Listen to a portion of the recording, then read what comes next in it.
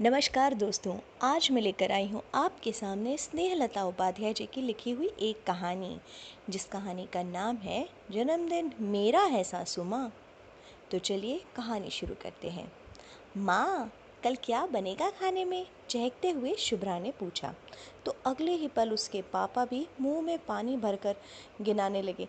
पनीर के पकौड़े, कटहल की सब्जी, पुलाव और पूड़ी। पास बैठे देवर विनय कहाँ चूकने वाला था। और भाभी, आलू के पराठे बना देना रायते के साथ। ये सब सुनकर शुभम भी दौड़ता हुआ होमवर्क छोड़ कर आया और अपनी लिस्ट जोड़ी। माँ माँ, पास्ता और कचौड़ियाँ भी। और माँ के गले में बाहें डालकर झूल गया। शालू ने इतनी सारी फरमाइश सुनी और फीकी सी मुस्कुराहट देकर रसोई में घुस गई। ये सब फरमाइश इसलिए नहीं थी कि कल संडे था, बल्कि इसलिए थी कि कल का दिन खास था शालू के लिए। जी हाँ, शालू का जन्मदिन था। एक गृहिणी का जन्मदिन मतलब और बड़ी आफत। अगले दिन भी रोज की तरह तड़के सुबह उठकर शालू ने सबसे पहले नहा धोकर पूजा अर्चना की, प्रभु को शीश नवाया और खाना बनाने की तैयारियों में जा लगी। आज संडे था, सो सब देर से सोकर आराम से उठेंगे। शालू ने इतने में जरा मोबाइल पर नज़र डाली तो सोशल मीडिया पर ढेरों बधाई संदेश थे उसके लिए। इतनी तो फुर्सत भी नहीं थी कि सबको अलग अलग रिप्लाई दे सके। फिर भी थैंक्स टू ऑल कहकर पिंड छुड़ा लिया और माँ को फ़ोन करके आशीर्वाद ले लिया। अब तो माँ से बस हाँ हूँ में ही बातें करती थी। ज़्यादा अपनी कहो तो भी माँ को चिंता लग जाएगी कि जन्मदिन पर भी बेटी को रसोई में ही खटना पड़ रहा है। धीरे धीरे बच्चे और उनके चाचा उठ गए। सबने बारी बारी से शालू को विश किया। शुभम और शुभ्रा तो शालू के गले में बाहें डाले झूल गए, माँ को बेइंतहा प्यार जताया और फिर अपने अपने कमरों में जाकर नाश्ते का सब इंतज़ार करने लगे।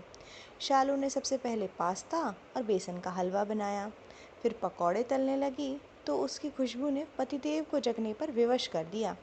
वो भी उठकर सीधे रसोई में जा घुसे और शालू को जन्मदिन की ढेरों शुभकामनाएं दी। फिर फटाफट ब्रश कर टूट पड़े सब मनपसंद पनीर पकौड़े पर। संडे की सुबह थी। हमेशा की तरह सासू माँ ने फ़ोन कर हालचाल लिया। देवर ने सब जानकारी दे दी, क्या क्या खाया और क्या और बनने वाला है। सास ने सुना तो उन्हें तुरंत याद आया कि पिछले माह विनय के जन्मदिन पर बहू ने दही बड़े नहीं बनाए थे, तो खास कर ध्यान दिलाया कि विनय बहू को बोल देना दही बड़े भी बना लेगी। शालू ने सुना तो धम्म से कुर्सी पर जा बैठी और फिर थोड़ा संयत होकर देवर से कहा, माँ जी से बोलिए उड़द दाल नहीं भिगोई है तो नहीं बन पाएगा। पर सासू माँ कहाँ चूकने वाली थी। सुनते ही कहा, अभी ही भिगो दो, शाम तक बना लेना, विनय के जन्मदिन पर हम हमेशा बनाती थी। अब शालू के सब्र का बांध टूट ही गया और स्पीकर ऑन कर बोली, माँ जी, आप विनय भैया के जन्मदिन पर बनाती थी क्योंकि आपको बहुत पसंद है दही बड़े, और थोड़ा ध्यान दीजिए कि जन्मदिन मेरा है, विनय भैया का नहीं। कहकर शालू ने फ़ोन रख दिया। रुआसी होकर कमरे में चली गई। इधर बाकी सब भौचक हो गए। शुभ्रा ने पापा से कहा, पापा, माँ को नाराज़ होना तो जायज़ लगता है, बर्थडे उनका है और पसंद की सब चीज़ें हमारी बन रही हैं, ऊपर से बना भी माँ ही रही है। फिर कुछ सोचकर उसने मुस्कुरा कर कहा, पापा, क्यों ना आज हम लोग मिलकर खाना माँ की पसंद का बनाए। शुभम ने कहा, पापा और चाचा, चलो माँ को मनाते हैं और कुछ अलग करके उनको खुश करते हैं।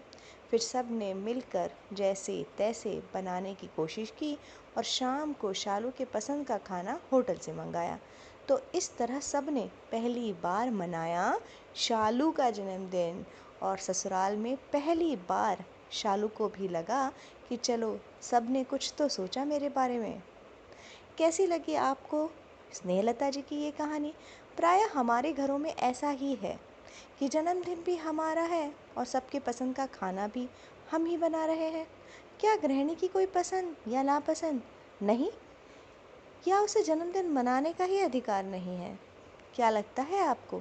कमेंट बॉक्स में लिखकर ज़रूर बताइएगा। चलिए तो फिर एक बार मिलती हूँ नई कहानी के साथ।